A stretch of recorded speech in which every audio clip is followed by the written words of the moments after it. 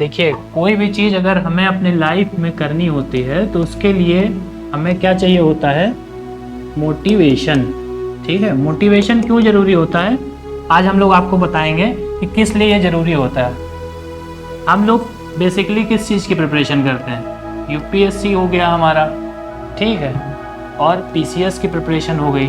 ठीक, अब इसमें क्या होता है, इसमें बहुत से लोग प्रिपरेशन तो बहुत लोग करते हैं, ठीक है, अल्टीमेट सिलेक्शन उन्हीं का होता है जो जेन्युइन प्रिपरेशन करते हैं। मोटिवेशन जो होता है वो दो तरह का होता है। एक होता है टेम्परेरी मोटिवेशन होता है और एक होता है परमानेंट मोटिवेशन। ठीक,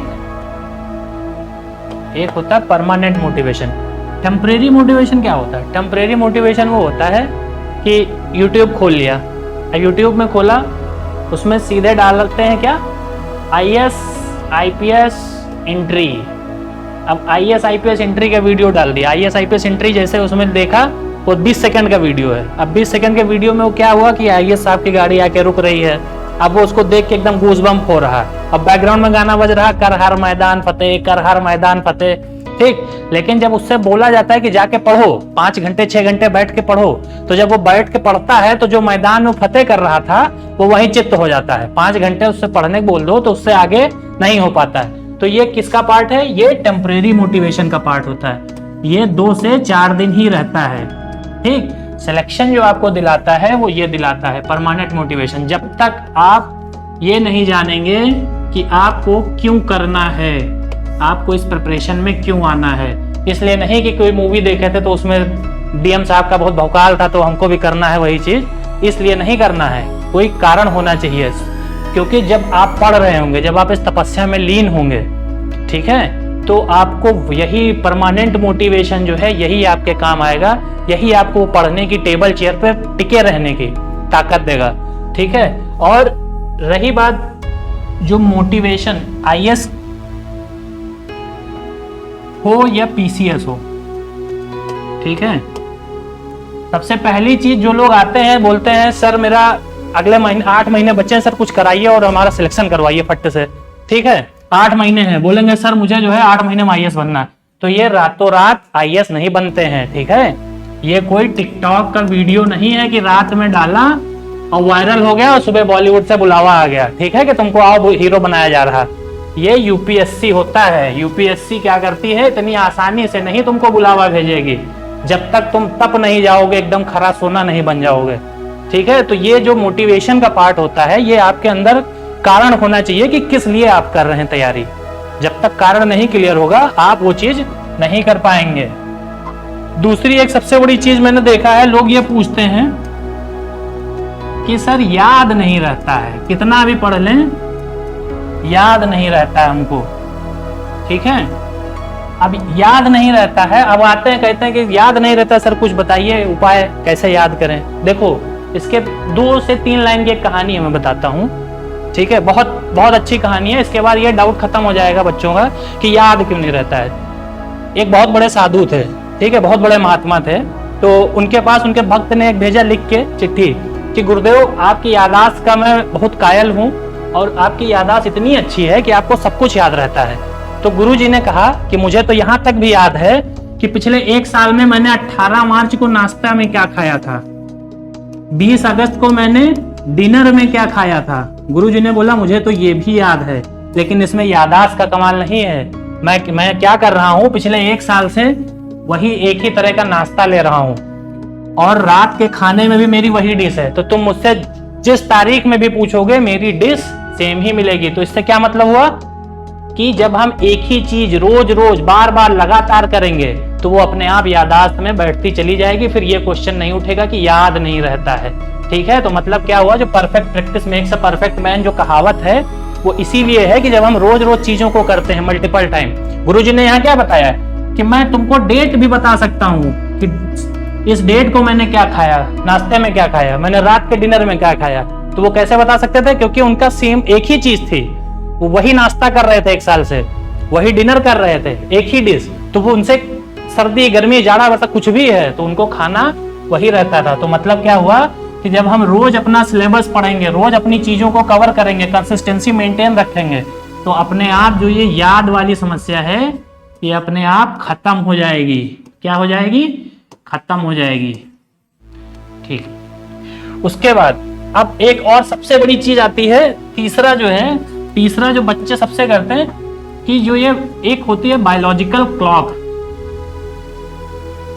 बायोलॉजिकल क्लॉक ये जो है वो किसी की सेट नहीं होती है, कोई सेट नहीं करता है। होता क्या है, बायोलॉजिकल क्लॉक का इफेक्ट ये होता है, तीसरी जो सबसे पहले ये लोगों को करना चाहिए, बायोलॉजिकल क्लॉक अपनी एक सेट रखो। आज हमको जोश आ गया, किसी ने गए बाहर घूम के आए, किसी ने बिल्कुल कह दिया कि नहीं पढ़ना चाहिए तुम्हें, अब आ जाए आज रात भर पूरा एकदम पढ़े हैं, बैठ गए शाम को 7 बजे रात भर पढ़े। अब रात भर पढ़ते हैं पढ़ते, अब सुबह हो गई 4 बज गए, अब 4 बजे सो गए। अब 4 बजे जब सोए तो जगे कितने बजे? दोपहर में 1 बजे। अब 1 बजे जब जगे तो ऐसे लगेगा कि कोई 4 जो है मुंह पे जूता मारा है और घूम रहे हैं सोसाइटी में। ठीक, इधर उधर समझ में नहीं आ रहा क्या करना चाहिए।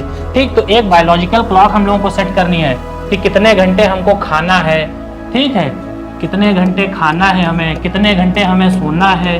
ठीक है, इन सब चीजों का एक टाइमिंग सेट होनी चाहिए, क्योंकि विल पावर सबके अंदर होती है। विल पावर अच्छी बात है, लेकिन जब तक आपकी बॉडी रिस्पॉन्ड नहीं करेगी, आपकी बॉडी उस लेवल पे नहीं होगी, आप कितना भी विल पावर लेके बैठ जाइए टेबल चेयर पे, आप पढ़ नहीं सकते हैं। आप कितना भी कर लीजिए, आप पढ़ नहीं सकते हैं, ये गारंटी है। तो एक आप अपना रूटीन सेट करिए, बायोलॉजिकल क्लॉक सेट करिए, तब जाके आप चीजों को पढ़ पाएंगे।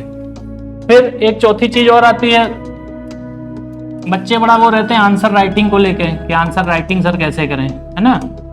आंसर राइटिंग का एक बेसिक फंडा यही होता है कि जब भी आप क्वेश्चन को रीड करें तो क्वेश्चन के जो कीवर्ड्स हैं आप उनको इंटरप्रेट करिए। ठीक है, उनको इंटरप्रेट करिए। अब जैसे मान लो क्वेश्चन आया कि भारत का जो कल्चर है और विरासत है, उसका आधुनिक युग में जो भारत की कल्चर है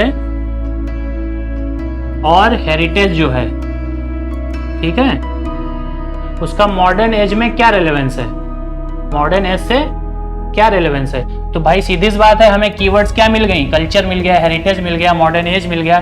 तो जब हम क्वेश्चन के इन कीवर्ड्स के चारों तरफ आंसर को लिखेंगे, फॉर्मुलेट करेंगे, तब जाके उस निकल के आता है बैलेंस अप्रोच। ठीक है, उसको बोलते हैं बैलेंस अप्रोच।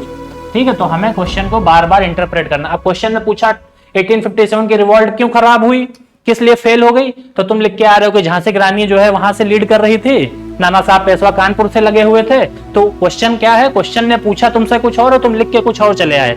ठीक है, तो क्वेश्चन को इंटरप्रेट, कीवर्ड्स को आप इंटरप्रेट करना सीखिए।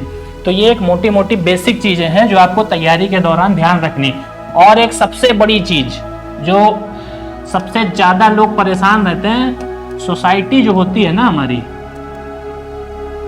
इसको क्या करना है,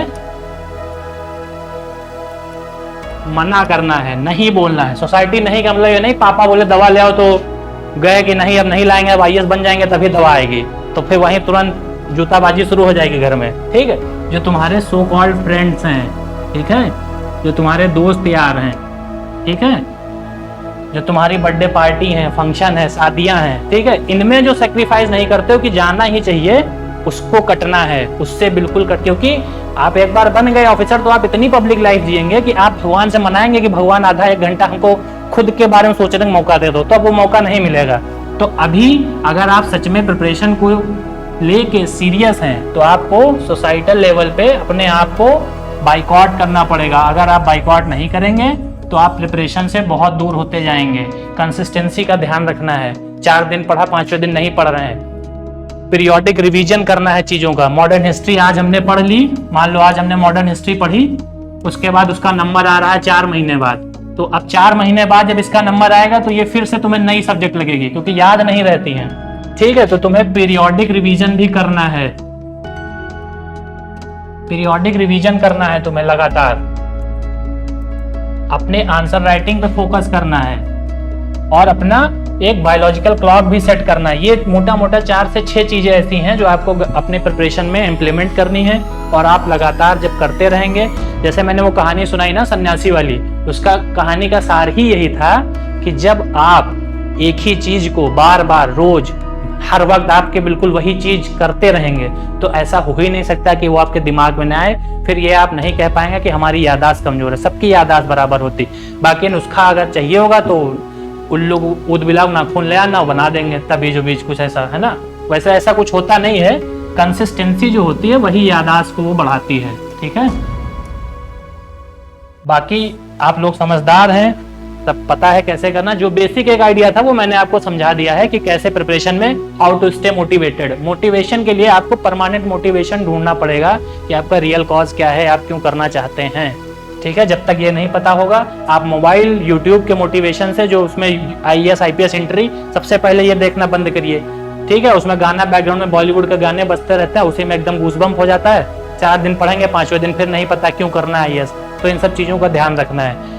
बाकी आप लोग जब भी अटेम्प्ट दे रहे हैं उसके लिए ऑल द बेस्ट, और अपनी तैयारी इसी तरह अच्छे से आगे कंटिन्यू रखिए।